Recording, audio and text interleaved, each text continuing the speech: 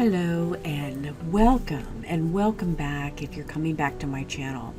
My name is Cheryl Wilson and I'm an abstract artist, and I wanted to share with you this week the second painting of two that I did that are little quick studies that you can do in your studio quickly.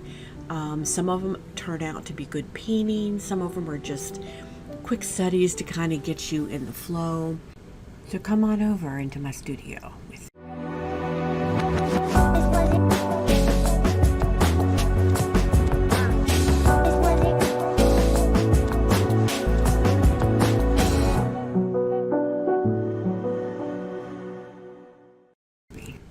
So this is just a piece of watercolor paper, 140 pound. It's 11 inches by 15 inches. And I love it because the water soaks into it.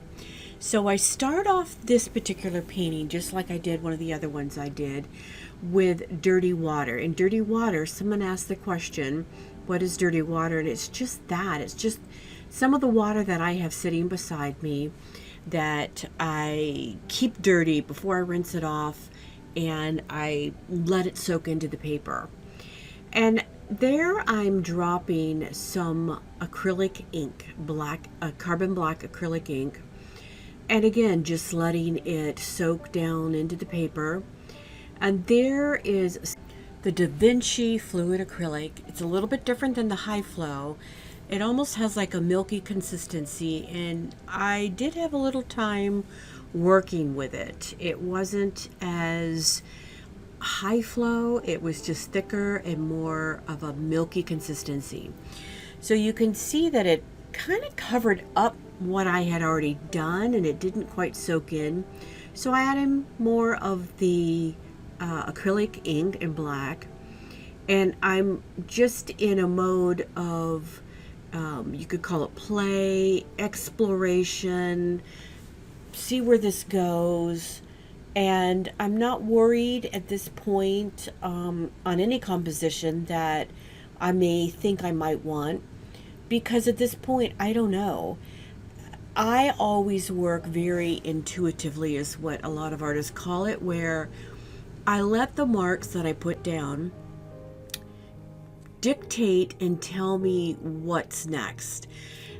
I've heard artists in the past say they let the painting paint itself. And so that's basically what I do. I'm letting the painting paint itself and just tell me what move to make.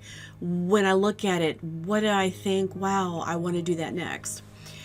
What happens when you have very wet paint on your paper, and it's not as much canvas as it is with like a watercolor paper, is when you put the hair dryer on it, and this is a hair dryer, not a heat dryer, it pushes the paint further down into the fibers of the paint. Sometimes it makes them spurt out and move, and other times they just soak down into the paper. So it's fun to give that a try, because I really like the way the paint reacts when you dry it. Now that's a piece of art graph, and it's like a piece of dark chalk, and I love it. It gives a very dark look. It works a little bit better when the paper's a little drier and it's not going over wet paint, but it will work on wet paint. It will smear, but I love the way the darkness of it. I know I can always get a mark on my paper that is rich. So here I am just grabbing some of the white paint. It's probably some of the golden high flow. Probably what this is just regular white paint. I don't know at this point, but it's a little bit thicker. And I'm just going with circles. Now circles and blobs like this are some of my signature marks. When you are creating at a certain point, you're going to want to include marks that are signature to you. I think one of the greatest compliments I got as an artist is when someone, and this has happened to me several times, people have said to me, I knew that was your art right away when I saw it. because that means that my art from one piece to the next, and putting some of the marks in that I love. I remember when I was in an art gallery and I was a resident painter, and I went every day and painted in this beautiful large studio, pre-COVID. And I remember somebody coming in, a man that was walking down the hall, and I heard him say, "That's Cheryl Wilson. I recognize her art. I've never met this man." And so he popped his head at the same time. I kind of like looked up. I was painting, and he stopped, came back, and looked in my studio. And he says, "I know your art." He goes, "I just helped a lady over in Maryland who had bought my art at one of my shows. In fact, it was my very first show I had ever had.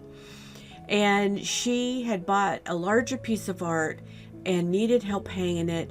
And she had asked this man, who was a friend, and this was about an hour, hour and a half away from me, to come help her hang the art. And he recognized my art from seeing a piece of her art that she purchased from me. And that was very thrilling to me. It was very exciting. And that's a story that I hope happens to you, that people can start to recognize your art by the marks that you make. What I'm doing here is that is a piece of white art graft, and then I'm bringing the dark back in, and I do these marks a lot too. So having marks that are very unique to you are fun when you're playing with a piece. This is still somewhat wet. A lot of it's dry. But I'm just looking and trying to see what it is I want next. Again, these marks with a piece of charcoal, a pencil charcoal, are very much what I love. I love scratching in the paint, scratching on the paper, scratching all over the place. I probably make a lot more of these types of marks more than anything. So I'm looking at it, and I'm okay with what I have done so far.